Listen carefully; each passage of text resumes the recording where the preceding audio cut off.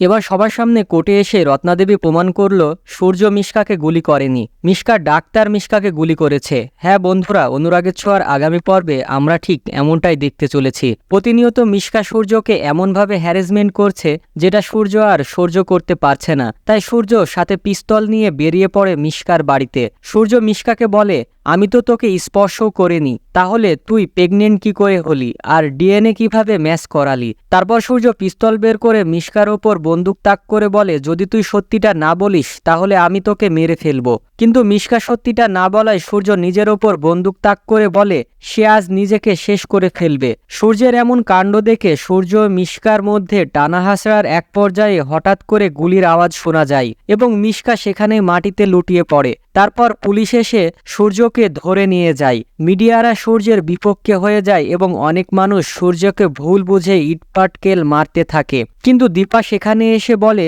যেভাবে হোক আমি আপনাকে নির্দোষ প্রমাণ করে ছাড়ব। তারপর কোর্টে রত্নাদেবী জজকে সব ঘটনা খুলে বলে যে অন্য কেউ সেখানে ওই গুলিটা করেছে আর আমি তাকে দেখেছি। রত্নাদেবী জজকে খুনির বর্ণনা দেয় আর তখন দীপা বুঝতে পারে সেই লোকটি মিশকার ডাক্তার ছিল।